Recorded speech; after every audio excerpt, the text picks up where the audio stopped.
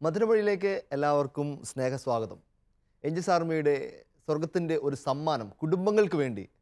മക്കളെ എങ്ങനെ വിശുദ്ധിയിൽ വളർത്തിക്കൊണ്ടുവരാം, കുടുംബം ഒരുമിച്ച് എങ്ങനെ സ്വർഗോന്മുഖമായി യാത്ര ചെയ്യാം, എങ്ങനെ നമുക്ക് പിതാവായ ദൈവത്തിൻ്റെ ഭവനത്തിലേക്ക് നമ്മുടെ ഈ വീടിനെ കൂട്ടിക്കൊണ്ടുപോകാം. അതാണ് എളിയ പരിശ്രമം. ഇന്ന് നമ്മളെ സഹായിക്കാനായി നമ്മുടെ ഒപ്പം എത്തിയിരിക്കുന്നത് എറണാകുളത്തുള്ള ബഹുമാനപ്പെട്ട മാട്ടിൻചേട്ടനാണ്. മാട്ടിൻചേട്ടൻ നിങ്ങൾക്ക് സുപരിചിതനാണ്. മാട്ടിൻചേട്ടനെ സ്നേഹപൂർവ്വം മധുരമൊഴിയിലേക്ക് സ്വാഗതം ചെയ്യുന്നു. നമ്മളൊപ്പം ഏഞ്ചൽസ് ആർമി വന്ന കുടുംബം കോട്ടയത്ത് നിന്നുള്ള ബഹുമാനപ്പെട്ട സാബുചേട്ടനും ലിസിജിയുമാണ്. സാബുചേട്ടൻ ഒരു പോലീസുകാരനായിരുന്നു, റിട്ടയർ ചെയ്തു. രണ്ടുപേരും ഇപ്പോൾ സുഖമായിട്ട് മക്കളൊപ്പം ജീവിക്കുന്നു. രണ്ടുപേരെയും സ്നേഹപൂർവ്വം മധുരമൊഴിയിലേക്ക് സ്വാഗതം ചെയ്തുകൊള്ളുന്നു. എല്ലാവർക്കും ഒരിക്കൽ കൂടി ഈ മധുരകരമായ സംസാരത്തിലേക്ക് സ്വാഗതം. പാപം ഒരു മനുഷ്യനെ 4 മേഖലകളിൽ തകർച്ചകൾ സൃഷ്ടിക്കുന്നുണ്ട് എന്നാണ് സഭാപിതാക്കന്മാർ പറഞ്ഞു വെക്കുന്നത്. ഏറ്റവും പ്രധാനപ്പെട്ടതായിട്ട് അവൻ ദൈവവുമായിട്ടുള്ള ബന്ധത്തിൽ അവൻ വിച്ഛേദിക്കപ്പെടുന്നു. നമ്മൾ ആദിമാതാപിതാക്കന്മാരുടെ അനുഭവത്തിൽ നിന്നാണ് പഠിക്കുന്നത്. അവർ ദൈവവുമായിട്ടുള്ള ബന്ധത്തിൽ നിന്ന് കട്ട് ചെയ്യപ്പെട്ടു. രണ്ടാമത് പാപം അവനെ അവൻ്റെ സഹോദരങ്ങൾ എന്നുള്ള ബന്ധത്തിൽ നിന്ന് വേർതിരിക്കുന്നു. അവിടെ ആ ബന്ധം കട്ടായി പോകുന്നു. മൂന്നാമതായിട്ട് തന്നോട് തന്നെയുള്ള ആ ഒരു ബന്ധത്തിൽ നിന്ന് അവന് ഒരു വിച്ഛേദനം സംഭവിക്കുന്നു. നാലാമതായിട്ട് പ്രകൃതിയുമായിട്ടുള്ള ബന്ധത്തിൽ നിന്ന് ഒരു കട്ട് സംഭവിക്കുന്നു. സാധാരണ നമ്മൾ ധ്യാന സമയങ്ങളിലും അല്ലെങ്കിൽ പ്രാർത്ഥനാ സമയങ്ങളിലൊക്കെ നമ്മൾ ഇതിൽ തിരിച്ചു പോകാൻ ശ്രമിക്കാറുണ്ട്. പാപത്തിൽ നിന്ന് നഷ്ടപ്പെട്ട അവസ്ഥയിലേക്ക് തിരിച്ചു പോകാനാണ്, നഷ്ടപ്പെടുത്തിയ അവസ്ഥയിലേക്ക്. അപ്പോൾ നമ്മൾ പിതാവായ ദൈവത്തോടും സഹോദരങ്ങളോടും തന്നോട് തമ്മിലുള്ള രമ്യതയുടെ ഭാഗമായി നമ്മൾ കുമ്പസാരിച്ചൊരുങ്ങി ആ സ്നേഹത്തിലേക്ക്, ആ ബന്ധം പുനഃസ്ഥാപിക്കും, ആ പാലം പുനഃസ്ഥാപിക്കും. പക്ഷെ പലപ്പോഴും നമ്മൾ 4ാമത്തെ ഭാഗം വിട്ടുപോകും. പ്രകൃതിയുമായിട്ട് നമുക്ക് അനുരഞ്ജനപ്പെടാം, ദൈവത്തോട് നമുക്ക് മാപ്പ് പറയാം, അല്ലെങ്കിൽ സഹോദരങ്ങൾ നമുക്ക് കണ്ടിന്ന് മാപ്പ് വരാം, നമ്മോട് തന്നെ നമുക്ക് പുണ്യങ്ങൾ അഭിവൃദ്ധിപ്പെട്ട് തിരിച്ചു വരാം. പ്രകൃതിയോട് നമുക്ക് എങ്ങനെ തിരിച്ചു വരാൻ പറ്റും? അതാണ് നമ്മുടെ ഇന്നത്തെ മധുരമൊഴിയിലെ സംസാര വിഷയവും. പ്രകൃതിക്കൊപ്പം നമുക്കെങ്ങനെ സന്തോഷത്തോടെ അനുരഞ്ജനപ്പെട്ടുകൊണ്ട് സ്വർഗത്തിലേക്ക് നമ്മുടെ കുടുംബം ഒന്നിച്ച് യാത്ര ചെയ്യാം. അടുത്തിടെ ഫ്രാൻസിസ് പാപ്പ ലൗദാത്തോ സി എന്ന് പറയുന്ന ലേഖനത്തിലൂടെ നമ്മളെ പ്രബോധിപ്പിച്ചത് തന്നെയാണ്. പ്രകൃതിയിലേക്ക് തിരിച്ചു പോവുക, സ്നേഹിക്കുക, നമ്മുടെ കൂടെ ദൈവം നമുക്ക് തന്ന ഈ സമ്മാനത്തെ, നമ്മൾ തമ്പുരാൻ നമുക്ക് കീഴിലായിട്ട് അതിനെ നോക്കി നടത്താൻ വേണ്ടി തന്ന ഈ സമ്മാനത്തെ ഏറ്റവും മനോഹരമായിട്ട് സൂക്ഷിക്കുക. നമുക്ക് അതുകൊണ്ട് ബഹുമാനപ്പെട്ട മാട്ടുചേട്ടനിലേക്ക് തന്നെ വരാം. മാട്ടുചേട്ടൻ വന്നിരിക്കുന്ന സ്ഥലം മനോഹരമാണ്, എറണാകുളമാണ്. എറണാകുളം, കൊച്ചി എന്നൊക്കെ പറയുമ്പോൾ നമുക്കറിയാം, പ്രകൃതി എന്നൊക്കെ പറഞ്ഞാൽ ഇവർക്ക് കാണാൻ പടങ്ങളിൽ മാത്രം കിട്ടുന്ന സാഹചര്യങ്ങളൊക്കെ ആയിട്ട് മാറിക്കൊണ്ടിരിക്കുന്ന സമയമാണ്. പ്രത്യേകിച്ച് ഒത്തിരി പുതിയ കെട്ടിടങ്ങളും ഫ്ലാറ്റുകളൊക്കെ വരുന്നതുകൊണ്ട്. ചേട്ടാ, പ്രകൃതി ഈ ഒരു ബന്ധം നഷ്ടപ്പെടലിനെ പറ്റിയും ഒരു അനുരഞ്ജനത്തെ പറ്റിയൊക്കെ ചേട്ടൻ എങ്ങനെ നോക്കി കാണുന്നത്? അച്ഛാ, ശരിക്കും ഈ നമ്മൾ സ്പിരിച്വാലിറ്റി എടുക്കുകയാണെങ്കിൽ പോലും നമുക്ക് ബൈബിളിൽ ഈശോ പറഞ്ഞേക്കുന്ന പല സംഭവങ്ങളും നമുക്ക് മനസ്സിലാണെങ്കിൽ നമ്മളൊരു കൃഷി ചെയ്യുക, പ്രകൃതിനെ ഒന്ന് മനസ്സിലാക്കിയാൽ മാത്രമേ ദൈവം പറഞ്ഞ പല ഉപമകളും നമുക്ക് മനസ്സിലാക്കാൻ പറ്റുള്ളൂ. പ്രത്യേകിച്ച് നമ്മൾ കൃഷി ചെയ്യുകയാണെങ്കിൽ കളകളുടെ ഉപമ നമുക്ക് പെട്ടെന്ന് മനസ്സിലാവും. എങ്ങനെയാണ് ആ ഒരു അതേപോലെ ഇപ്പോൾ ഇന്നത്തെ ആവശ്യമാണ് നമ്മൾ മക്കളെ പ്രകൃതിയോട് ചേർത്ത് വളർത്തുക എന്നുള്ളത്. ഇത് ചേട്ടനെ സംബന്ധിച്ച് അതെങ്ങനെയാണ് പ്രാക്ടിക്കൽ ആവുന്നത്? ഞാൻ വീട്ടിൽ ടെറസിൽ ഞങ്ങൾ വീട് പണിത് കഴിഞ്ഞപ്പോൾ തന്നെ ഓരോ മരങ്ങളായിട്ട് ഇങ്ങനെ വെച്ച് വെച്ച് വെച്ച് വെച്ച് എൻ്റെ മുറ്റം നിറഞ്ഞു. ഇനി ഒരു സ്ഥലമില്ല, ഒരു മരം വെക്കാനായിട്ടുള്ള സ്കോപ്പില്ല.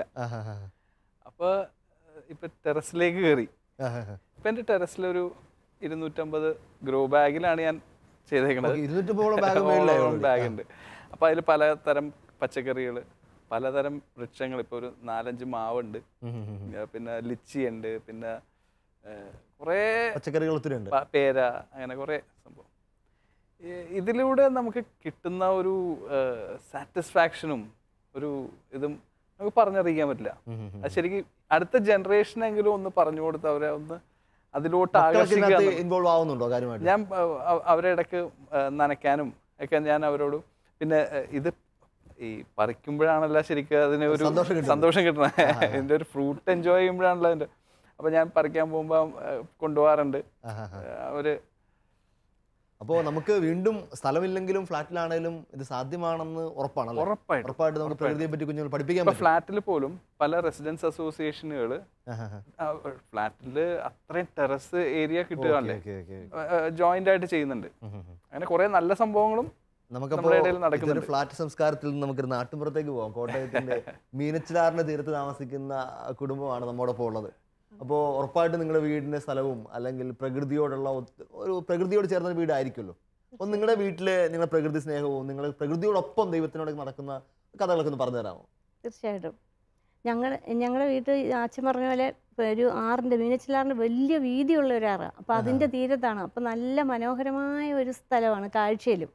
അപ്പോൾ ഞങ്ങൾക്കാണെങ്കിൽ താറാവ്, കോഴി, കൾക്കം, പേത്ത, പട്ടികൾ, സകല സാധനങ്ങളും വളർത്തുന്നുണ്ട് ഞങ്ങൾ. അപ്പോൾ ഒരു ചെറിയ നമ്മുടെ പഴയ നോഹയുടെ പെട്ടകം പോലെ സാധനം കാണാൻ പറ്റും. അതെ അതെ, സത്യം അത്. കാരണം ഒരു വെള്ളപ്പൊക്കം വന്നാൽ ഈ സാധനത്തിനെല്ലാം നമ്മൾ സംരക്ഷിക്കണം. വെള്ളം പൊങ്ങുമ്പം ഞങ്ങളുടെ വീടിൻ്റെ ഒപ്പം വരും. വീടിനകത്ത് കയറിയ അനുഭവമുണ്ട്. അപ്പോൾ ഈ സാധനം എല്ലാം ഒഴുകി പോകാതെയും ഒക്കെ നമ്മൾ സംരക്ഷിക്കണം. അപ്പം അങ്ങനെ സംരക്ഷിച്ച് വരുമ്പോഴത്തേനും നമ്മുടെ മക്കളും അതിനകത്ത് ഇൻവോൾവഡാണ്. അപ്പോൾ അവർക്ക് ഇതിനോട് ഈ ജീവജാലങ്ങളുള്ള സ്നേഹം വരുമ്പോഴത്തേന് പ്രകൃതിയോടുള്ള സ്നേഹവും ദൈവം തന്ന സ്നേഹം നമുക്ക് മറ്റുള്ളവർക്ക് കൊടുക്കുന്ന പോലെ തന്നെ ജീവികൾക്കും കൊടുക്കുക. അത് നമ്മുടെ മനസ്സിൻ്റെ ആ കാഠിന്യത്തെ കുറയ്ക്കുക. തീർച്ചയായിട്ടും നമുക്ക് ജീവികളോട് സ്നേഹിക്കുമ്പോൾ അത് തിരിച്ച് നമ്മളെ സ്നേഹിക്കുന്നു. അപ്പോൾ അതുപോലെ സസ്യങ്ങളെ നമ്മളൊരു കൃഷി ചെയ്ത് ഒരു ചെറിയൊരു വെണ്ടയ്ക്ക അല്ലെങ്കിൽ ഒരു പയർ ഇത് പറിച്ചെടുക്കുമ്പോൾ കിട്ടുന്നൊരു സന്തോഷം, അത് നമ്മൾ അതിനെ മിച്ചം വരുന്നതാണെങ്കിലും നമ്മളൊരാൾക്ക് കൊടുക്കുക. അപ്പം നമ്മൾ ദൈവം പകർന്ന ആ സ്നേഹം നമ്മൾ മറ്റുള്ളവർക്കൂടെ കൊടുക്കുകയാണ്. പ്രകൃതിയിൽ കൂടി മാത്രമേ ഇത് സാധിക്കത്തുള്ളൂ.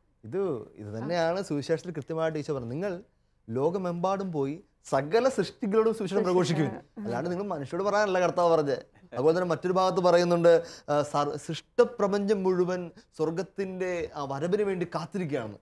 മനുഷ്യൻ കാത്തിരിക്കുകയാണ്, സൃഷ്ടപ്രപഞ്ചം മുഴുവൻ ഒരു സ്വർഗത്തിന്റെ വരവിന് വേണ്ടി. അപ്പോൾ സകല സൃഷ്ടികളോടും പറയുന്നതിന്റെ ഭാഗമാണ് ഇത് തന്നെയല്ലേ നമ്മുടെ അസീസിലെ ഫ്രാൻസിസ് പുണ്യവാളൻ ബ്രദർ സൺ സിസ്റ്റർ മൂൺ, അതുപോലെ തന്നെ കുറുനരികളെ സഹോദര എന്നൊക്കെ വിളിച്ച് സ്നേഹിച്ചത്. എല്ലാവരോടും പിതാവൊക്കെ നടന്നു പോകുമ്പോൾ തന്നെ വഴിയരികിൽ പക്ഷികളും മൃഗങ്ങളൊക്കെ പ്രസംഗം കേൾക്കാൻ ഇങ്ങനെ കാത്തു നിൽക്കുമെന്ന് പറയുന്നത്. അപ്പോൾ നമ്മുടെ കുടുംബത്തിൽ എങ്ങനെയൊക്കെയാണ് ഇത് മനോഹരമാകുന്നത്? പക്ഷെ ഇത് പറയുമ്പോൾ നമുക്ക് ആദ്യം പറയേണ്ട ഭാഗം എന്ന് പറഞ്ഞാൽ ഞങ്ങൾക്ക് രണ്ടാമത്തെ കുട്ടി, ഞങ്ങൾ പോലീസ് ക്വാർട്ടേഴ്സിലാണ് താമസിച്ചുകൊണ്ടിരുന്നത്. അപ്പം SI കോൺസ്റ്റബിൾ ആ സമയത്ത്. അപ്പം പോലീസ് ക്വാർട്ടേഴ്സിൽ താമസിച്ചുകൊണ്ടിരിക്കുമ്പം ഒരു ഇടുങ്ങിയ മുറിക്കകത്തുള്ള ജീവിതം, കുറച്ച് സൗകര്യം കുറവായിരുന്നു. അപ്പോഴാണ് ഞങ്ങളുടെ രണ്ടാമത്തെ കുട്ടി അവിടെ വെച്ചാൽ ജനിക്കുന്നത്. അപ്പോൾ ആ സമയത്ത് ഈ രണ്ടാമത്തെ കുട്ടി ജനിക്കുമ്പോൾ ഇവൾക്ക് കുറേ വൈകല്യങ്ങളുമായിട്ടാണ് ഇവള് ജനിച്ചു വീഴുന്നത്. അപ്പം ഇവൾക്ക് പ്രസവ സമയത്ത് ഓക്സിജൻ കിട്ടാത്തത് കൊണ്ട് ഇവളുടെ കോശങ്ങൾ നഷ്ടപ്പെട്ട് ബുദ്ധി വളർച്ച ഇല്ലാത്തതും ശാരീരികമായിട്ട് വൈകല്യവും അങ്ങനെ ഒരു അവസ്ഥയെ കിടക്കുന്ന ഒരു കുട്ടിയായിരുന്നു ഞങ്ങളുടെ രണ്ടാമത്തെ ആള്. അപ്പം ഈ ക്വാർട്ടേഴ്സിലെ ഇടുങ്ങിയ മുറിക്കുള്ളിൽ കിടക്കുമ്പം ഇവൾ ഒരിക്കലും നമുക്കൊന്ന് ശരിയാക്കി വെക്കാനോ ഇല്ല, ഒന്ന് വെളിയിലേക്ക് ഇറങ്ങി നിൽക്കാൻ ഒരു സ്ഥലമില്ല. റോഡാ, ഫ്രണ്ടിൽ കൂടെ വണ്ടി പോകുന്ന റോഡ്, ഇപ്പോൾ ബാക്കിൽ റെയിൽവേ പാളം, ട്രാക്ക്. അപ്പം നമുക്ക് എങ്ങോട്ട് പൊടി, എവിടെയും ഈ ആരോഗ്യമില്ലാത്ത കുഞ്ഞിനെയും കൊണ്ട് ഈ പൊടിക്കകത്ത് ഈ ചൂടത്ത് ഇരിക്കണം. അപ്പം ഒത്തിരി പ്രാർത്ഥിച്ച് ഒരു വീട് വേണം ഞങ്ങൾക്കൊരു വീട് വേണം, വീട്ടിൽ നിന്ന് നടന്ന് പള്ളിയിൽ പോകണം. ഈ രണ്ട് ആവശ്യങ്ങളാണ് മുമ്പോട്ട് വെച്ചത്. നല്ലൊരു വീട് വേണം. നല്ല വീട് മീൻസ് ഒരു നല്ല അന്തരീക്ഷം, വീട് നമ്മുടെ പൈസയ്ക്കും ചേരണം. അത് പ്രധാനപ്പെട്ട ഒരു കാര്യമായിരുന്നു. അതും വേണം. പള്ളി നടന്നു പോകണം. അന്ന് ഞങ്ങൾക്ക് വാഹനമില്ല, പള്ളി നടന്നു പോകണം. അങ്ങനെ പ്രാർത്ഥിച്ചു. ഒരു ധ്യാനം കൂടി 1 മാസത്തിനുള്ളിൽ ഞങ്ങൾക്കൊരു വീട് കിട്ടുക. അത്ഭുതകരമായിട്ട് വളരെ വിലക്കുറവ് ഞങ്ങളുടെ കയ്യിലുള്ള പൈസയ്ക്ക് വെച്ചിട്ട് മനോഹരമായ കാനാൻ ദേശം പോലെ, അതായത് എന്തൊരു ഏദൻ തോട്ടം പോലെ അത്ര. അതായത് ഞാൻ അങ്ങനെ പറയുന്നത്, ആറിൻ്റെ തീരം എല്ലാ വൃക്ഷലതാദികളും അതിനകത്തുണ്ട്. ഈ പച്ചമരുന്നുകളുണ്ട്. ആ വീട്ടുകാർ അതുവരെ നട്ടുപിടിപ്പിച്ചിട്ടുണ്ടായിരുന്നു. നെല്ലി, വേര, പട്ടിട്ടുമുടി, അങ്ങനെ ചാമ്പ, ജാതി, മഹാഗണി, തേക്ക്, എല്ലാം ഉള്ള നമ്മൾ ഉദ്ദേശിച്ചില്ല ഇത്രയും നല്ലൊരു. പക്ഷേ കർത്താവ് അത് നേരത്തെ കണ്ടിരുന്നു. ഈ മോൾക്ക് ആ കാറ്റ് പോലും സൗഖ്യം കൊടുക്കുന്നതായിരുന്നു. ആ പ്രകൃതിയിൽ ഈ കൈയും കാലും വളഞ്ഞിരിക്കുന്ന കൊച്ചിനെ ഈ ആറ്റിൽ ഇറക്കി പിടിച്ച് ഞങ്ങൾക്ക് നീന്തിക്കാൻ പറ്റി. കർത്താവ് അത് മുന്നമേ കണ്ടിട്ടുണ്ടായിരുന്നു. ഞങ്ങൾക്ക് ഇതിനെ പിടിച്ച് ഇറക്കാൻ ഒരു സ്ഥലം, നമ്മുടെ കടവ്, നമുക്ക് അതിനെ ഇറക്കി പിടിക്കാം, അതിന് കൈയും കാലും ഒക്കെ ഇട്ട് ചലിപ്പിക്കാനായിട്ടൊക്കെ. അങ്ങനെ ഒരു മനോഹരമായ സ്ഥലം തന്നു. അപ്പം നമ്മളതിനെ ഉപയോഗിക്കണമല്ലോ. അപ്പം ഞങ്ങൾ കോഴി, താറാവ്, ഇങ്ങനെയുള്ള കാര്യങ്ങളെ എല്ലാം അങ്ങോട്ട് വളർത്താൻ തുടങ്ങി. കിട്ടാവുന്നതിനെല്ലാം വാങ്ങിച്ചു. അതിനെ അതുമായിട്ട് ഈ പിള്ളേർ, ഞങ്ങളുടെ 3 മക്കളും അതുമായിട്ട് ഇടപഴകിയാണ് ജീവിക്കുന്നത്. ഇപ്പം ഞങ്ങളില്ലെങ്കിൽ പോലും അവരതിനെല്ലാം തീറ്റ കൊടുക്കും, വെള്ളം കൊടുക്കും, പട്ടികളെല്ലാം ഇറക്കും. അങ്ങനെ പട്ടികളൊക്കെ കടിക്കുന്ന പട്ടി പോലും അവിടുത്തെ കടിക്കാതെ ആയി. എല്ലാവർക്കും അതായത് അതിനകത്ത് വന്നതെന്ന് പറഞ്ഞാൽ ഞാനൊരു 2 വർഷത്തിൽ കൂടുതലായിട്ട് ഒരു കൂട്ടിൽ അടച്ചിട്ടിരുന്ന പട്ടി ഈ കഴിഞ്ഞ 2 ആഴ്ച മുമ്പ് ഒരാൾ വന്നിട്ട് പറഞ്ഞു എനിക്ക് അതിനെ ഇറക്കാൻ പറ്റുന്നില്ല, ഒന്ന് വരാവോ നോക്കാവോ. നമ്മൾ നോക്കാമെന്ന് പറഞ്ഞാൽ അവിടെ ചെന്നപ്പോൾ ഇതിനെ ഇറക്കാൻ ഒരു വിധത്തിലും പറ്റുന്നില്ല. അപ്പം ഞാൻ പിന്നെ ആ കൂടോടുകൂടി വണ്ടിയെ കയറ്റി വീട്ടിൽ കൊണ്ടുപോകും. വീട്ടിൽ കൊണ്ട് 2 ദിവസം കൊണ്ട് ഞാൻ ഇതിനെ നോക്കുമ്പോൾ അതിനെ വീട്ടിൽ കൊണ്ടുവന്നപ്പം തന്നെ ഇതിന് കുറച്ചൊക്കെ ശാന്തമായി. പിന്നെ ഞാൻ തീറ്റ കൊടുത്തു. അങ്ങനെ കുറച്ച് 2 ദിവസം കൊണ്ട് ഇതിനെ കൂട്ടി ഞാൻ വെളിയിലിറക്കി. വേറൊരു കൂട്ടിൽ 2 ദിവസം കൊണ്ട് വെളിയിലിറക്കി വേറൊരു കൂട്ടിലാക്കി, ഇച്ചിരി വിസ്താരമുള്ള കൂട്ടിലാക്കി. അതിപ്പം എന്നെയും കൊണ്ട് നടക്കുകയാണ്. അത് ഒരു ശല്യമില്ല. ഇത് വളരെ ഒരു വലിയ ദൈവശാസ്ത്രമാണ് ഇപ്പോൾ സാറിനോട് പറഞ്ഞു വെച്ചത്. കാര്യം എന്താണെന്നറിയോ, അതിനെപ്പറ്റി പെട്ടെന്ന് ആലോചിക്കുമായിരുന്നു. ഇതേ സംഭവങ്ങൾ വിശുദ്ധരുടെ ജീവിതത്തിൽ ആവർത്തിച്ചിട്ടുണ്ട്. നമുക്കെപ്പോഴും അറിയാവുന്നത് ചെന്നായ, ഒരു വളരെ അക്രമകാരിയായിരുന്ന ചെന്നായ ഫ്രാൻസിസിന് മുമ്പിൽ വന്ന് തലകുമ്പിട്ട് എല്ലാവരെയും ആക്രമിച്ചത് ചെന്നായ എന്ന് പറയുന്നത്.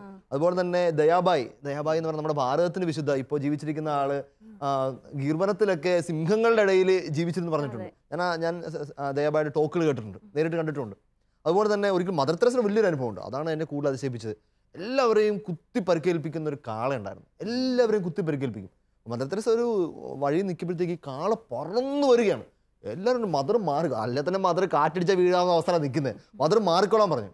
മദർ അവിടെ മാറാൻ പോലും അവസരമില്ല. മദർ അവിടെ ചിരിച്ചുകൊണ്ടെങ്കിൽ നിന്ന സമയത്ത് ഈ കാള ഓടി വന്നിട്ട് മദറിൻ്റെ മുമ്പിൽ കുമ്പിട്ടങ്ങ് കടന്നു. ഇതൊന്നും നമ്മുടെ ചരിത്രത്തിൽ കേട്ടില്ലാത്ത സംഭവങ്ങളാണ്. എനിക്ക് വായിച്ച ഭയങ്കര ഒരു, കാരണം ഞാൻ വിചാരിക്കുന്നതാണ്, പിതാവായ ദൈവം സ്നേഹിക്കുന്ന ഹൃദയത്തിന് വീണ്ടും പഴയ ആധിപത്യം തിരിച്ചു കൊടുക്കുകയാണ്. ഇതാണല്ലോ സൃഷ്ടിയുടെ ആരംഭത്തിൽ പിതാവായ ദൈവം പറഞ്ഞ് ഞാൻ നിങ്ങൾക്ക് സകല സൃഷ്ടികളുടെ ആധിപത്യം തരുന്നു. പാപം ചെയ്തപ്പോൾ ഇതങ്ങ് പൊട്ടിപ്പോയി പ്രകൃതിയായിട്ടുള്ള. വീണ്ടും എപ്പോൾ ദൈവമായിട്ടുള്ള സ്നേഹത്തിനും ആ ബന്ധത്തിനും തിരിച്ചു വരുന്നോ അപ്പോഴേക്ക് നമുക്ക് വീണ്ടും ആ പഴയ ആധിപത്യം തിരിച്ചു കിട്ടുകയാണ് പ്രകൃതിയുടെ മേലുള്ള. മണിച്ചേട്ടൻ ഈ ഒരു ആസ്പെക്റ്റിനെ പറ്റി മണിച്ചേട്ടൻ എന്താ പറയാനുള്ളത്? ഞാൻ ആലോചിക്കായിരുന്നു വെച്ചാൽ അച്ഛൻ നേരത്തെ പറഞ്ഞില്ലേ പ്രകൃതിയോട്. ഈ എൻ്റെ ഫാദറിൻലോ പുള്ളിക്കൊരു അടക്കാത്തോട്ടം ഉണ്ടായിരുന്നു. അപ്പോൾ അവിടെ ചെയ്തൊരു സംഭവം, സ്പീക്കർ വെച്ചു. ആ തോട്ടത്തിന് ചുറ്റും സ്പീക്കർ വെച്ചു. എന്നിട്ട് രാവിലെ ഡിവോഷണൽ സോങ്സ്, വൈകുന്നേരം വചനം. ഇത് കൃത്യമായിട്ട് കൊടുക്കാൻ തുടങ്ങി. സീരിയസ്ലി നല്ല വ്യത്യാസമായിരുന്നു അതിൻ്റെ പ്രൊഡക്ഷൻ. ശരിക്കും ഈ ഇത് സുരഭി എന്ന് പറഞ്ഞിട്ട് നാഷണൽ പ്രോഗ്രാം ഇല്ലേ ദൂരദർശന്റെ, അതിലൊക്കെ ഷൂട്ട് ചെയ്തിട്ടുണ്ടായിരുന്നു. അവർ വന്ന് ഷൂട്ട് ചെയ്തായിരുന്നു. ഭയങ്കര വ്യത്യാസമായിരുന്നു. അപ്പൊ ശരിക്കും ഈ നമുക്ക് തിരിച്ച സ്നേഹിക്കുകയാണെങ്കിൽ നമുക്ക് ആ ഒരു സംഭവം മുഴുവൻ തിരിച്ചു കിട്ടുകയാണ്. നമ്മൾ വിചാരിക്കും ഈ വെജിറ്റേറ്റീവ് സംഘങ്ങൾക്ക് ഇതിന് ഇത്രയും റെസ്പോണ്ട് ചെയ്യുമെന്ന് നമുക്ക് മനസ്സിലാവില്ല. പക്ഷെ അതും റെസ്പോണ്ട് ചെയ്യും. ഈ പറഞ്ഞ അനുഭവം എനിക്ക് ഉണ്ടായിട്ടുള്ള ആളെ മരം നമ്മളോട് കനിവ് കാണിക്കും. അതായത് ഞാൻ നേരത്തെ താമസിക്കുന്ന വീടിൻ്റെ ഞാൻ കിടക്കുന്ന സൈഡിൽ ഒരു ജാതി നിൽപ്പുണ്ടായിരുന്നു. അത് കായ്ച്ചു തുടങ്ങിയിട്ടുള്ളായിരുന്നു. അതെങ്ങനെ അപ്പം പാട്ട് വെക്കും, നിരന്തരം ഇങ്ങനെ പാട്ട് വെക്കും. ഞാൻ പാട്ട് കേട്ടാണ് എഴുന്നേൽക്കുകയും ചെയ്തു. അപ്പം ചിലപ്പം കിടന്ന് ഉറങ്ങുമ്പം ഇത് ഓഫാകാതിരിക്കുന്നു പോവും, ഞാൻ ഉറങ്ങിപ്പോവും ഡ്യൂട്ടിയൊക്കെ കഴിഞ്ഞ് വരുമ്പോഴത്തേക്ക്. അപ്പോൾ അങ്ങനെ കുറച്ച് നാൾ കഴിഞ്ഞപ്പോൾ ഒരു 5-6 മാസം കഴിഞ്ഞപ്പോൾ ഞാൻ നോക്കുമ്പോൾ ഈ ജാതിയുടെ ഈ സൈഡ്, ഈ മുറിയോട് ചേർന്നിരിക്കുന്ന സൈഡിൽ കൂടുതൽ മറ്റേ സൈഡിൽ കാബലം കുറവാണ്. അപ്പം ഞാനിങ്ങനെ ആലോചിച്ചത് വല്ലതും പൊഴിഞ്ഞു പോയായിരിക്കും. അല്ല, പൊഴിഞ്ഞതല്ല, അവിടെ കാബലം കുറവാണ്. അപ്പം ആ പാട്ടിൽ കൂടി ഇത് സ്നേഹം അനുഭവിക്കുകയാണ്. ഈ ജാതി മരമാണെങ്കിൽ കൂടി അതിന് ജീവനുണ്ട്. അതും അതിൻ്റെ ഫലം തന്നുകൊണ്ടിരിക്കുക. അങ്ങനെ ഒരുപാട് കാര്യങ്ങൾ നമ്മൾ ഇങ്ങനെ ചെയ്യും, പ്രകൃതിയോട് ഇണങ്ങി ചെയ്യുമ്പോഴത്തേന് നമ്മൾ കൊടുക്കുന്ന സ്നേഹവും നമുക്ക് തിരിച്ചു കിട്ടുന്ന സ്നേഹം മനുഷ്യനെ വളരെയധികം മൃദുല സ്വഭാവക്കാരനാക്കുക. ഉറപ്പായിട്ടും മൃദുല സ്വഭാവം എന്ന് പറയുമ്പോൾ ഞാൻ എന്നെ പൊക്കി പറയാം അല്ലേ? അതല്ല, അതായത് ഞാൻ ജനിച്ച വീട് ഭയങ്കര ബ്യൂട്ടിഫുൾ സ്ഥലത്തായിരുന്നു. പ്രകൃതി ഇങ്ങനെ കനിഞ്ഞ് അനുഗ്രഹിച്ചെന്ന് പറയുന്ന പോലെ. എൻ്റെ വീട്ടുപേര് തുരുത്തേലാണെന്ന് നിങ്ങൾക്ക് പേര് അടിയിരിക്കാനെങ്കിൽ അറിയാമല്ലോ. തുരുത്തേൽ എന്ന് പറഞ്ഞാൽ അവിടെ മലയാളത്തിൽ തുരുത്ത് ഐലൻഡ്, അതായത് ദ്വീപ് തന്നെയായിരുന്നു. വീട്ടിലേക്ക് 3 വശം പുഴയാണ്. കായലിൽ നിന്ന് വരുന്ന വേമ്പനാട് വൈക്കം കായലിൽ നിന്ന് വരുന്ന കരിയാറിൻ്റെ തീരത്താണ് എൻ്റെ വീടിരിക്കുന്നത്. 3 വശം പുഴ, വേറൊരു വശം തോട്. ഞങ്ങൾ പാലമൊക്കെ ഉണ്ട് വീട്ടിലേക്ക് വരുന്നത്. വണ്ടിയിൽ നിന്ന് വീട്ടിലേക്ക് വരില്ല. ആകെ 3 വീട് അവിടെ ഉള്ളൂ. വലിയൊരു അയലാണ്, വലിയൊരു തുരുത്താണത്.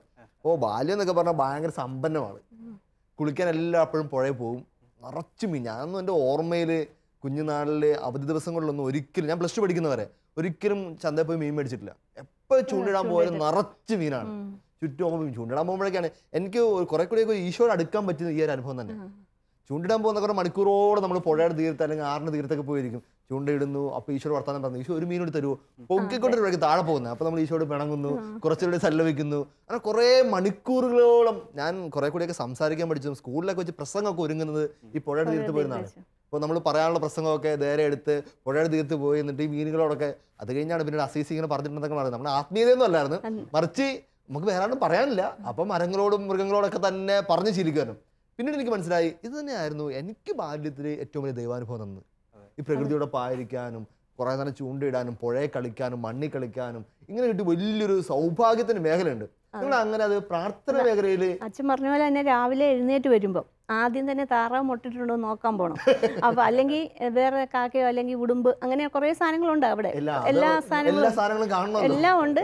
പപ്പ അതിനെ ഒന്നും കൊല്ലാൻ സമ്മതിക്കത്തില്ല, വളർത്തുന്ന സാധനത്തിനെ ഒന്നും കൊന്നു തിന്നത്തില്ല. അത് കാരണം ഇതുങ്ങൾ തന്നെ പ്രായമായി ചാകണം, അല്ലാണ്ട് അല്ലെങ്കിൽ വിൽക്കണം, അല്ലെങ്കിൽ ഇത് മരങ്ങൾ ഈ വാഴ അതിനൊക്കെ വളമാകുള്ളൂ, അതിൻ്റെ ഇടയിൽ തന്നെ കുഴിച്ചിടും. അപ്പോൾ ഞാൻ ഇനി രാവിലെ ഈ മുട്ട നോക്കാൻ പോകാനായിട്ട് ഇറങ്ങിപ്പോൾ ഫസ്റ്റ് അതാ ചെയ്യുന്നത്. അങ്ങോട്ട് രാവിലെ കഥ തുറന്ന് വെളിയിലേക്ക് പോയി ആ മുട്ട ഇങ്ങെടുക്കാണ്.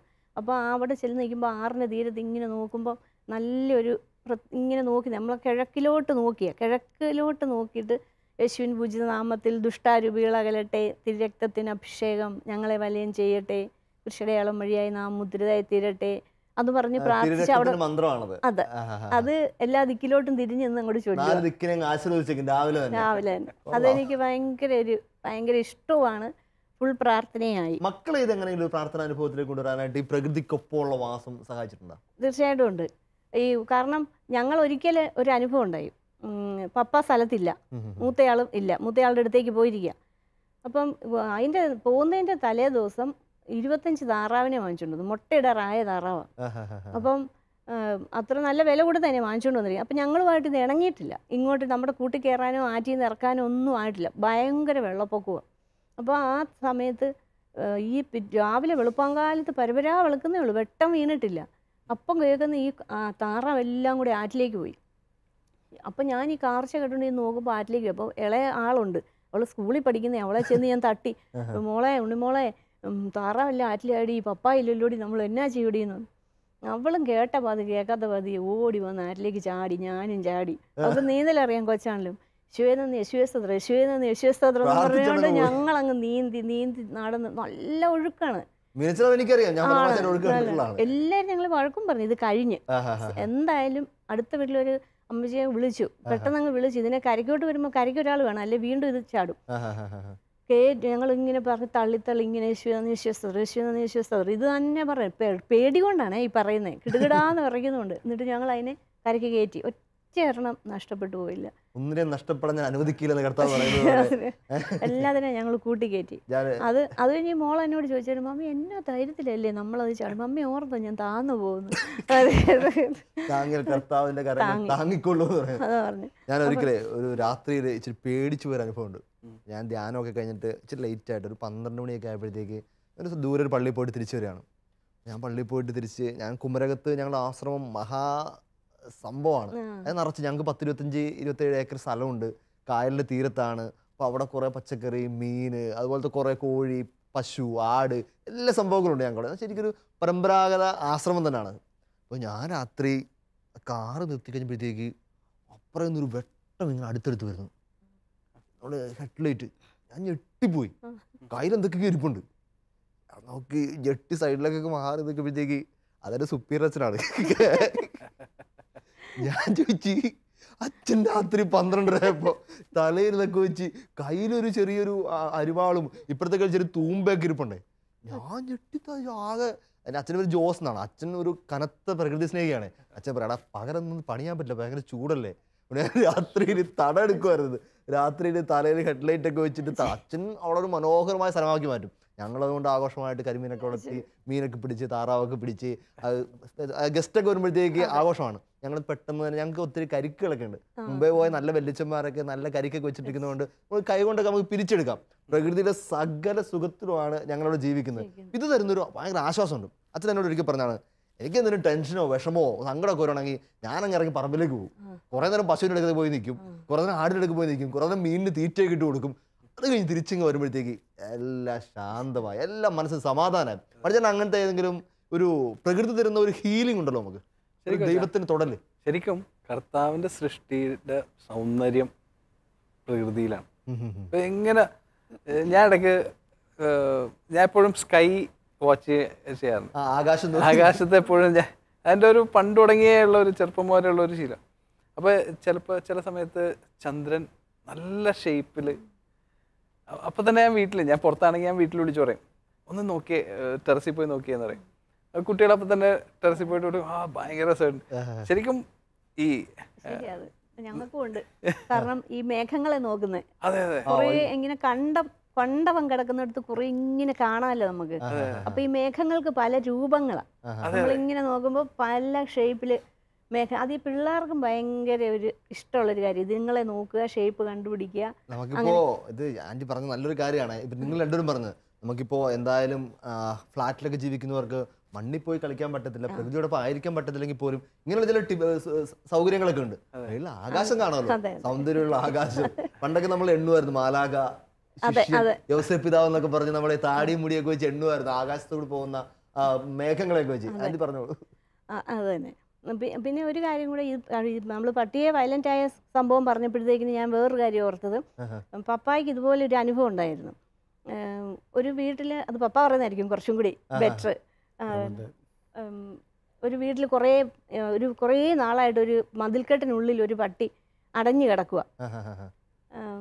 അത് ഇറക്കാൻ മേലെ അത് ബെൽറ്റ് ഈ മുറിവാ, ബെൽറ്റ് പട്ടി വളർന്നിട്ട് ബെൽറ്റ് അകത്ത് കയറി പോവാ. അപ്പം അത് അതിൻ്റെ ഭയങ്കര സ്മെല്ലായിട്ട് അതിനെ തൊടാൻ മേല, അത് നിൽക്കത്തുമില്ല. അതങ്ങനെ നോക്കിയിട്ട് ഒരു രക്ഷയില്ല. ഇത് പട്ടിക്കുഞ്ഞ് വളർന്ന അറിയാൻ മേല ഇട്ടേച്ചും പോയി. അവരിവിടെ ഇട്ടേച്ചും പോയതാണ്, 2 പട്ടി. ഒരെണ്ണത്തിൻ്റെ രക്ഷപ്പെട്ടു, ഒരെണ്ണം ഇങ്ങനെ അകത്തോട്ട് കയറുക. അങ്ങനെ നോക്കിയിട്ട് ഒരു രക്ഷയില്ല, ഭയങ്കര സ്മെല്ല്. അവിടെയൊക്കെ വരും, തീറ്റ അന്വേഷിച്ച് വരും. അവസാനം ഞാൻ വേറെ 2 പേരോടൊക്കെ പറഞ്ഞ്, അപ്പോൾ ഈ പട്ടിയായതുകൊണ്ട് അടുക്കാൻ എല്ലാവർക്കും പേടി. നമ്മളെയും കുറ്റം പറയും, കാരണം പട്ടി കടിച്ച് ചത്തുപോയെങ്കിൽ. ഇതൊരു 4-5 വർഷം മുമ്പാ, 5-6 വർഷം മുമ്പാ. പിന്നെ ഞാൻ ഒരു വിധത്തിൽ ഇതിനെ കുടുക്കെട്ട് പിടിച്ച് അതിൻ്റെ ഇത് വെട്ടിക്കളഞ്ഞ് അതിനെ അയച്ചിട്ട് അത് പോയി രക്ഷപ്പെട്ടു. അതുപോലെ നമ്മൾ പ്രകൃതിയിൽ ഇറങ്ങി നിൽക്കുമ്പോൾ ആകാശമൊക്കെ കാണുമ്പോൾ ദൈവത്തിൻ്റെ മഹത്വം നമ്മൾ മനസ്സിലാകുന്നത്. ഇതൊക്കെ സൃഷ്ടിച്ചതാണ്, ദൈവമാണല്ലോ സൃഷ്ടിച്ചത് നമ്മൾ ഓർത്തു പോകും. ഞാനൊരു 5-8 വർഷം ഫ്ലാറ്റിൽ താമസിച്ചായിരുന്നേ. ഞാൻ അപ്പോൾ ഇന്ന് ക്യാമറ ഉണ്ടായിരുന്നു, ഞാൻ എന്തോരം ഫോട്ടോസാണ് എടുത്തേക്കണെന്നറിയാം സ്കൈയുടെ. ഇത് തമ്പുരാൻ ഇത് തന്നെയല്ലേ കാണിച്ച, ഈശോ പ്രകൃതിക്കൊപ്പം നടന്ന മനുഷ്യനായിരുന്നല്ലോ. ജനിച്ചു വീണത് എവിടെയാ? ഒരു മെത്ത പോലെ പുൽമത്തയിലല്ലേ വീണത്. ജനിച്ചു വീണത് ഒരു ഗുഹയ്ക്കകത്ത് പുൽമത്തയില്. ജീവിച്ചത് മുഴുവൻ തലചായ്ക്കാനിടയിലെന്നാ പറഞ്ഞത്, അതുകൊണ്ട് പറമ്പിത്തന്നെ കിടന്നെന്നാ പറഞ്ഞത്. അതുകൊണ്ട് മുഴുവൻ നാളും പ്രകൃതിയിൽ നടന്നു. മരിച്ചത് എവിടെയാ? മരിച്ചത് ആകാശത്തിനും ഭൂമിക്കും മധ്യേ നിന്ന് മരിച്ചു. എത്ര ഒരു തോട്ടത്തിൽ അടക്കപ്പെട്ടു. പറഞ്ഞതെല്ലാം പ്രകൃതിയെ പറ്റി, ഉദാഹരണങ്ങളെല്ലാം ഉപമകളും സംസാരങ്ങളും എല്ലാം പ്രകൃതിയെപ്പറ്റി തന്നെ. ഈശോയാണ് കണ്ട ഏറ്റവും നല്ല പ്രകൃതി സ്നേഹി. ഇതിനൊരു പരിശുദ്ധ ഫ്രാൻസിസ് പാപ്പാടെ ലൗദാത്ത സിയില് പിതാവ് മറ്റൊരു കാര്യം പറയുന്നുണ്ട്. ഈ ഓവർ പ്രകൃതി സ്നേഹികളുടെ ഡയലോഗ് ഉണ്ടല്ലോ, മനുഷ്യൻ തീർന്നാലും കുഴപ്പമില്ല, പ്രകൃതി നിൽക്കണം. ഇപ്പൊ പട്ടി സ്നേഹം ഒന്നും അങ്ങനെയൊക്കെ പറഞ്ഞ് കുറെ നമുക്ക് അതൊന്നും കോൺട്രവേഴ്ഷ്യൽ ഇഷ്യൂസ് ഉണ്ടല്ലോ. പിതാവ് ഇതിനെ കൃത്യമായിട്ട് എതിർക്കുന്നുണ്ട്. പിതാവ് പറയുന്നുണ്ട് പ്രകൃതിയെ സ്നേഹിക്കണം, പ്രകൃതിയെ സൃഷ്ടിച്ചത് പോലും മനുഷ്യനെ കോംപ്ലിമെന്റ് ചെയ്യാൻ വേണ്ടിയാണ്. ഇതിന്റെ ഒരു പ്രാക്ടിക്കാലിറ്റി ഉണ്ട്. അതെ. അപ്പോ അതിന് നമ്മൾ ഓവർ പ്രകൃതി സ്നേഹത്തെക്കാളും നമ്മുടെ കുഞ്ഞു കുഞ്ഞു പ്രവൃത്തികളിലൂടെയാണ് പ്രകൃതി സ്നേഹം നമ്മൾ കാണും. പ്രത്യേകിച്ച് ടൗണിലൊക്കെ ജീവിക്കുമ്പോൾ ഈ പ്രകൃതി നശിപ്പിക്കുന്ന പ്രവണതകളൊക്കെ ഉണ്ടല്ലോ. ശരിക്കും ഇപ്പൊ എറണാകുളത്തെ സംബന്ധിച്ചിടത്തോളം, കൊച്ചിയെ സംബന്ധിച്ചിടത്തോളം ഒരു പ്രധാനപ്പെട്ട ഒരു ഇഷ്യൂ ആണ് കൊതുക്. ഇപ്പൊ പണ്ട് തുടങ്ങിയ കേൾക്കുന്ന ഒരു സംഭവമാണ് കൊച്ചി. അതെ. പക്ഷേ ഇതിന്റെ റീസൺ എന്താ? ഓടകൾ കംപ്ലീറ്റ് ബ്ലോക്ക്ഡ് ആണ്. അതിന്റെ ഒരു റീസൺ പ്ലാസ്റ്റിക് കവേഴ്സ് അല്ലേ, അതാണ്. മിക്ക ഓടകൾ തുറക്കുമ്പോൾ ഈ പ്ലാസ്റ്റിക് കവേഴ്സ് ഇങ്ങനെ ലെയർ ആയിട്ട് കിടക്കാണ്. ഇതിന്റെ ഉത്തരവാദി ആരാ?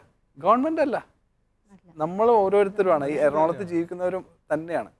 പക്ഷെ ഇന്നും അതിനൊരു വ്യത്യാസവും വന്നിട്ടില്ല. ഞാൻ ചെയ്യുന്ന ഒരു കാര്യമുണ്ട്, ഞാൻ വണ്ടിയിൽ യാത്ര ചെയ്യുമ്പോൾ ഒരു സാധനം റോട്ടിലിടാനായിട്ട് ഞാൻ സമ്മതിക്കില്ല കുട്ടികളെ. അത് ആ വണ്ടിയുടെ സൈഡിലൊരു സ്പേസ് ഉണ്ട്, അവിടെ ഇടും. വീട്ടിൽ വന്നു കഴിയുമ്പോഴത്തേക്ക് മാത്രമേ ഇത് മാറ്റുള്ളൂ. അതേപോലെ നമ്മുടെ റോഡ് സൈഡിൽ ഒരു സാധനം ഞാൻ ഇടിക്കില്ല, വേസ്റ്റ് വേസ്റ്റ് ഇടാൻ സമ്മതിക്കില്ല. അത് മക്കൾക്ക് കൊടുക്കുന്ന വലിയ ട്രെയിനിങ് ആണ്. കാരണം ഇത് എത്ര മനോഹരമായ ഈ പ്രകൃതിയാണ് നമ്മളങ്ങ് നശിപ്പിക്കുന്നത്. ഈ ദിവസങ്ങളിൽ എൻ്റെ ഒരു കൂട്ടുകാരൻ എൻ്റെ കൂടെ നേരത്തെ പഠിച്ചതാണ്. ഞങ്ങളത് കണ്ടപ്പോഴത്തേക്ക് അവനിപ്പോൾ തിരുവനന്തപുരത്ത് സെറ്റിലായി ജോലിയൊക്കെ ആയിട്ട്. അപ്പോൾ അവൻ പറയാണ് അവന് ടൗണിൽ തന്നെ അത്യാവശ്യം നല്ലൊരു വീടുണ്ട്. അപ്പോൾ അതിനേക്കാൾ നല്ലൊരു പ്ലോട്ട് അവന് കുറച്ചുകൂടി മാറി റോഡ് സൈഡ് തന്നെ കിടപ്പുണ്ട്. അപ്പോൾ ഒന്നും ചെയ്തിട്ടില്ല. അപ്പോൾ എല്ലാവരും അവനോട് പറയുന്നുണ്ട്, നീ ഒരു കാര്യം ചെയ്യും, ഒരു വീടും കൂടെ അവിടെ വെക്ക്. ഇവനാകെ ഭാര്യയും ഇവനും അമ്മയും മാത്രമേ ഉള്ളൂ അവിടെ താമസിക്കുന്നുള്ളൂ, കുഞ്ഞുണ്ട്. എല്ലാവരും പറഞ്ഞു ഒരു പുതിയ വീട് വെക്കുക. കാരണം ഇവർ രണ്ടുപേരും ബാങ്ക് സെക്ടർ ജോലി ചെയ്യുന്നുണ്ട്, ഈസി ആയിട്ട് ഇവർക്ക് ലോൺ കിട്ടും, പലിശ നടക്കേണ്ട, സുഖം. ഇവർ അവസാനം എന്നോട് പറയാണ്, അച്ഛൻ ഞാനേ വീട് വെക്കത്തില്ല, എനിക്ക് ആ പൈസ വേണ്ട, കുറച്ച് ഭൂമി എങ്കിലും ചുമ്മാ നടക്കട്ടെ. ഞാൻ കുറച്ച് ദിവസം കഴിയുമ്പോഴത്തേക്ക് പറ്റുമെങ്കിൽ അവിടെ പോയി കൃഷി ചെയ്യണം, ജോലിയൊക്കെ കഴിഞ്ഞ സമയമൊന്നുമില്ല, എന്നാലും ടൗണിൽ കുറച്ച് കൃഷിയൊക്കെ ചെയ്ത് എനിക്ക് ജീവിക്കാൻ പറ്റും, നമുക്ക് വീട്ടിലേക്കുള്ള പച്ചക്കറിയെങ്കിലും. എന്താ പറയുക, എനിക്ക് ഉറപ്പായിട്ട് പറയാം, എൻ്റെ ആശ്രമത്തിൽ സുപ്പിരച്ചൻ ഒറ്റയ്ക്ക് കൃഷി ചെയ്ത് ഞങ്ങൾക്ക് എല്ലാവർക്കും കഴിക്കാൻ വേണ്ട പച്ചക്കറികൾ ഉണ്ടാക്കി തരുന്നുണ്ട്. എത്ര ഒരാൾ ശ്രമിച്ചാലൊക്കെ മതി. അപ്പോൾ നമുക്ക് ഇതുപോലെ കുറച്ചുകൂടി പ്രകൃതി സ്നേഹം എന്നൊക്കെ പറഞ്ഞാൽ കുറച്ച് പ്രാക്ടിക്കലായി, നമ്മുടെ ആകാശങ്ങളിൽ നിന്ന് ഡയലോഗ് അടിക്കാതെ അല്ല മൈക്കിന് മുമ്പിൽ നിന്ന് വീശാതെ. കേരളത്തിനെ സംബന്ധിച്ചോളം എന്ത് ഈസിയാ, കാരണം ഇവിടെ മഴയുണ്ട്, വെള്ളത്തിന് ക്ഷാമമില്ല.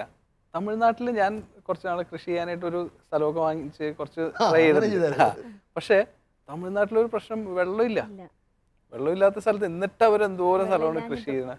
എന്തായാലും നമ്മുടെ കൂടെ മാട്ടുചേട്ടൻ ഉള്ളതുകൊണ്ട് നമുക്ക് വിശുദ്ധ മാട്ടിനെ പറ്റി തന്നെ പറഞ്ഞിട്ട് നമുക്ക് നമ്മുടെ എപ്പിസോഡ് പ്രകൃതിയോടൊപ്പം മക്കൾ വളർത്താനുള്ള, നമ്മുടെ ആത്മീയത വളർത്താനുള്ള എപ്പിസോഡ് നമുക്ക് അവസാനിപ്പിക്കാം. അത് വിശുദ്ധ മാട്ടിൻ്റെ ജീവിതത്തിലെ ഭയങ്കര രസകരമായ സംഭവമുണ്ട്. മാട്ടിന് ഒത്തിരി പ്രകൃതി സ്നേഹിയാണ്. പ്രകൃതി സ്നേഹ മൃഗങ്ങളോടും പക്ഷികളോടൊക്കെ ഭയങ്കര ഇഷ്ടമുള്ളൊരു മനുഷ്യനായിരുന്നു. അപ്പോൾ അവരുടെ ആശ്രമത്തിൽ ഭയങ്കരമായിട്ട് അങ്ങ് എലിശല്യം കൂടി, ഭയങ്കരമായിട്ട് എലിശല്യം കൂടിക്കഴിഞ്ഞപ്പോഴത്തേക്ക് അപ്പോൾ ആശ്രമ സംഘം കൂടി തീരുമാനിച്ചു മുഴുവൻ എലികളെ വിഷം വെച്ച് കൊന്നേക്കാം. മാട്ടിന് പാവം സങ്കടമായിപ്പോയി, എലികളെ കൊന്നു കഴിഞ്ഞ് ഇത്ര ചത്തുപോകത്തിൽ നിങ്ങളെല്ലാവരും. ഭയങ്കര സങ്കടം. പുള്ളി അന്ന് വൈകുന്നേരം അടുക്കളയിൽ ചെന്നിട്ട് രാത്രി പറയുകയാണ്, നിങ്ങൾ കേട്ടോ, അറിവിലേക്കായിട്ട് പറയുകയാണ്, എലികളോടെ പറയുന്നത്, അറിവിലേക്കായിട്ട് പറയുകയാണ്, നാളെ മുതൽ ഇവിടെ എലിവിഷമൊക്കെ വെച്ച് നിങ്ങളെ കൊല്ലാൻ തീരുമാനിച്ചിട്ടുണ്ട്, വേണമെങ്കിൽ ഈ സ്റ്റോർ റൂമിൽ നിന്ന് ഇറങ്ങുന്നത് ഭക്ഷണം നശിപ്പിക്കാതെ അടുക്കള നിന്ന് അപ്പുറം അങ്ങനെ പോയി താമസിച്ചു, ഞാൻ ഭക്ഷണം കൊണ്ട് തന്നേക്കാം. ലിറ്ററലി പിറ്റേ ദിവസം നോക്കുമ്പോണ്ടല്ലോ വലിയ ജാഥ പോവുകയാണ്. എല്ലാ എലികളും വരിയായിട്ട് ഈ പുള്ളി പറഞ്ഞ അടുത്ത റൂമിലേക്ക് പോവുകയാണ്. മാർട്ടിൻ ഡിപ്പോറസിന്റെ ആശ്രമത്തിൽ പൂച്ചയും എലിയൊക്കെ ഒരുമിച്ച് ഒരു പാത്രത്തിൽ നിന്ന് പാല് കുടിക്കുന്ന പടങ്ങളൊക്കെ കണ്ടിട്ടുണ്ട്.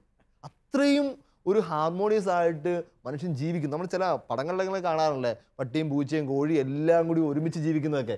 ഇത് പടങ്ങൾ മാത്രമല്ല, ഇപ്പോൾ ഇവരൊക്കെ അനുഭവത്തിൽ തന്നെ കേട്ടപ്പോൾ തന്നെ നമുക്ക് മനസ്സിലായി, നമുക്ക് മനുഷ്യർക്കൊക്കെ ഒരുമിച്ച് ജീവിക്കാൻ പറ്റുന്ന എല്ലാവരുടെയും വീടാണല്ലോ ഇത്, സർവ്വ സൃഷ്ടികളുടെയും വീടാണല്ലോ. മനുഷ്യനെ അതിനകത്ത് ദൈവം സ്വല്പം മേളിൽ ഇതിനെല്ലാം ഉത്തരവാദിയായിട്ട് ഏൽപ്പിച്ചേ, അധിപനായിട്ടല്ല ഉത്തരവാദിയായിട്ട് ഏൽപ്പിച്ചേ. നമ്മുടെ ഉത്തരവാദിത്വം ചെയ്യാൻ വേണ്ടി മാത്രമേ തമ്പുരാൻ പറയുന്നുള്ളൂ. തമ്പുരാൻ നമ്മുടെ മക്കളെ വളർത്തുന്ന ഉത്തരവാദിത്വം ഏൽപ്പിച്ചിട്ടുണ്ടെങ്കിൽ എൻ്റെ വീട്, എൻ്റെ ചുറ്റുപാട്, എനിക്ക് തന്ന മണ്ണ്, എനിക്ക് തന്ന മരങ്ങൾ, ഇതിനൊക്കെ വളർത്താനുള്ള ഒരു എക്സ്ട്രാ ഉത്തരവാദിത്വം തമ്പുരാൻ എനിക്ക് തന്നിട്ടുണ്ട്. ഈ ഒരു എപ്പിസോഡ് നിങ്ങൾക്ക് വളരെ സിമ്പിളായിട്ട് തോന്നാം, പ്രത്യേകിച്ച് നമ്മുടെ വലിയ ആത്മീയതയായിട്ടൊന്നും ബന്ധപ്പെടാത്ത കാര്യങ്ങളൊക്കെ നമുക്ക് തോന്നാം. പക്ഷേ ഇതാണ് ഏറ്റവും വലിയ ആത്മീയത. നമുക്ക് ചുറ്റുപാടും കടന്നുപോയി ഒത്തിരി വിശുദ്ധരൊക്കെ, പ്രത്യേകിച്ച് എപ്പോഴും നമ്മൾ പറയുന്ന അസീസിലെ പുണ്യാളനൊക്കെ ഈ വലിയ മൃഗങ്ങളെയും അവരെ നേരെ നിർത്തിയതും അവരോട് വചനം പ്രഘോഷിച്ചതൊക്കെ എക്സെപ്ഷണലായ കാര്യമൊന്നും അല്ല, നമുക്ക് എല്ലാവർക്കും പറ്റുന്ന കാര്യമാണ്. നമ്മൾ അവരെ സ്നേഹിക്കുകയാണെങ്കിൽ നമ്മൾ ആ ബന്ധം തിരിച്ച് സ്ഥാപിക്കുകയാണ്. ഈ ബന്ധസ്ഥാപനമായിരുന്നു, പ്രകൃതിയുമായിട്ട് നഷ്ടപ്പെടുത്തിയ ബന്ധത്തിലേക്കുള്ള തിരിച്ചുവരവായിരുന്നു നമ്മുടെ എപ്പിസോഡിൻ്റെ കുഞ്ഞൊരു ഉദ്ദേശവും. അതുകൊണ്ട് നമുക്ക് ഒന്ന് ചേർന്ന് കുടുംബം ഒന്നിച്ച് നല്ല തീരുമാനങ്ങൾ എടുക്കാം. കുറച്ചുകൂടിയൊക്കെ ഒന്ന് പുറത്തേക്ക് മുറ്റത്തേക്കൊക്കെ ഇറങ്ങാൻ, മുറ്റുള്ളവരൊക്കെ ഒന്ന് മുറ്റത്തേക്കൊക്കെ ഇറങ്ങാൻ, ഒരു ചെടിയൊക്കെ വെക്കാൻ, അല്ലെങ്കിൽ കുറച്ചുകൂടിയൊക്കെ മൃഗങ്ങളെയൊക്കെ ഒന്ന് സ്നേഹിക്കാൻ. ഇതൊക്കെ ഇല്ലാത്ത വീടുകളിൽ കുഞ്ഞുങ്ങൾക്ക്, ഞാൻ ഓർക്കുന്നു ഒരിക്കലും ആശ്രമത്തിൽ ഒരു കുട്ടി വന്നിട്ട് പോയിട്ട് വീട്ടിൽ ആശ്രമത്തിൽ 2-3 പട്ടിയൊക്കെ ഉണ്ടായിരുന്നു. ഇവൻ തിരിച്ച് വണ്ടിയിൽ നിന്ന് ഇറങ്ങി വീണ്ടും ഓടി പട്ടിനെ കാണാൻ വരികയാണ്. ഞാൻ പിന്നെ ഫോൺ വിളിച്ച് അവരോട് പറഞ്ഞു, വീട്ടിൽ പട്ടിനെ, അവർ ഫ്ലാറ്റിൽ താമസിക്കുന്ന ഒരു പട്ടിനെ മേടിച്ചിട്ടു, കൊച്ചിനെ കളിക്കാനൊക്കെ ആവട്ടെ. കാരണം എനിക്ക് ബാല്യത്തിൽ ഏറ്റവും വലിയ എൻ്റെ കൂട്ടുകാരൻ കുട്ടൂസൻ എന്ന് പറയുന്ന ഒരു പൊമറേനിയൻ പട്ടിയായിരുന്നു. അവൻ എന്നെ കെട്ടിപ്പിടിക്കുകയും ഉമ്മ വയ്ക്കുകയും ഞാൻ സ്കൂളിൽ നിന്ന് വരുമ്പോൾ എന്നെ കാത്തിരിക്കുകയൊക്കെ ചെയ്യും. ഞാൻ +2 പഠിക്കുമ്പോൾ പോലും സ്കൂളിൽ നിന്ന് അങ്ങ് ദൂരെ നിന്ന് വരുന്ന കാണാം, ഇവന് ഓടി വന്ന് കെട്ടിപ്പിടിച്ച് ഉമ്മ. മനുഷ്യൻ ചെയ്ത പോലെ തന്നെ എല്ലാം വന്നു കഴിയുമ്പോഴത്തേക്ക് ഇങ്ങനെ അടിച്ചു കഴിയുമ്പോഴത്തേക്ക് നമ്മുടെ കട്ടിലേക്ക് കിടക്കും, കൂടെ ഇരിക്കും, സൈക്കിളിരിക്കും, എല്ലാ പരിപാടിയും ചെയ്യുമായിരുന്നു. അത്രയും നമ്മളോട് ഈ മൃഗങ്ങളും പ്രകൃതിയും എല്ലാം ചേർന്നിരിക്കാൻ ആഗ്രഹിക്കുന്നുണ്ട്. കാരണം തമ്പുരാൻ നമ്മളെല്ലാം ഇതിൻ്റെ അധിപന്മാരായിട്ടും ഇതിൻ്റെ ഉത്തരവാദിത്തങ്ങളായിട്ടുമാണ് സൃഷ്ടിച്ചിരിക്കുന്നത്. നമുക്കൊന്ന് ചേർന്ന് ഒന്ന് പ്രാർത്ഥിക്കാം. അപ്പോൾ കർത്താവേ, സർവശക്തനായ ദൈവമേ, സകല സൃഷ്ടികളുടെയും പിതാവേ, സകല സൃഷ്ടിജാലങ്ങളും ഒന്ന് ചേർന്ന് കർത്താവിനെ സ്തുതിക്കുന്നു എന്ന് സങ്കീർത്തകൻ പാടിയതുപോലെ ഞങ്ങൾ ഒന്ന് ചേർന്ന് പാടുന്നു. സകല സൃഷ്ടികളോടും ചേർന്നുകൊണ്ട് ആകാശത്തോടും സൂര്യനോടും ചന്ദ്രനോടും നക്ഷത്രങ്ങളോടും ചേർന്നുകൊണ്ട് തമ്പുരാനെ നിന്നെ ഞങ്ങൾ സ്തുതിക്കുന്നു. സൃഷ്ടപ്രപഞ്ചം മുഴുവൻ അവൻ്റെ വരവിന് വേണ്ടി കാത്തിരിക്കുന്നു എന്ന പ്രവചനങ്ങൾ പോലെ തമ്പുരാനെ ഞങ്ങൾ നിന്റെ കനിവിന് വേണ്ടി കാത്തിരിക്കുന്നു. മനുഷ്യരായ ഞങ്ങൾക്ക് ഞങ്ങളുടെ അഹന്ത കൊണ്ടും ഞങ്ങളുടെ അഹംഭാവം കൊണ്ടും സ്വാർത്ഥത കൊണ്ടും ഒക്കെ പലപ്പോഴും ഈ പ്രകൃതിയെ നീ നൽകിയ കനിവായി നൽകിയ പ്രകൃതിയെ സ്നേഹിക്കാൻ പറ്റിയിട്ടില്ല.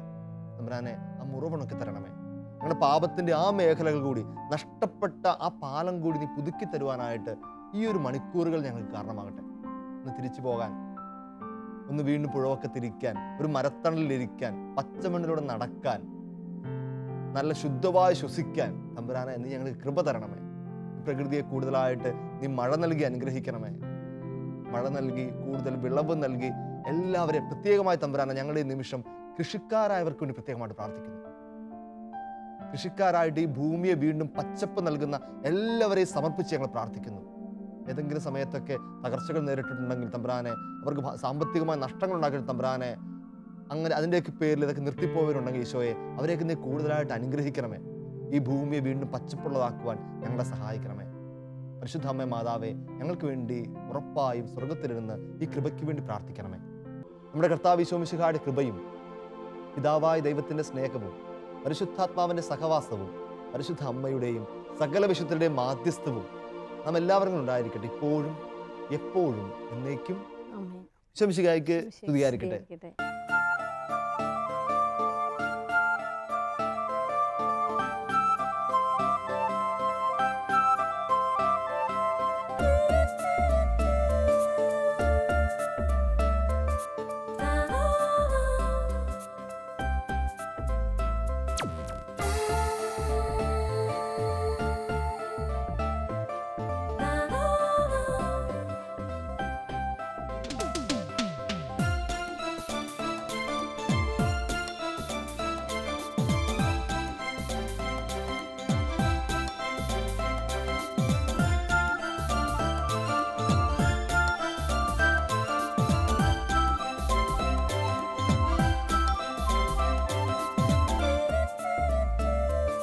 മധുര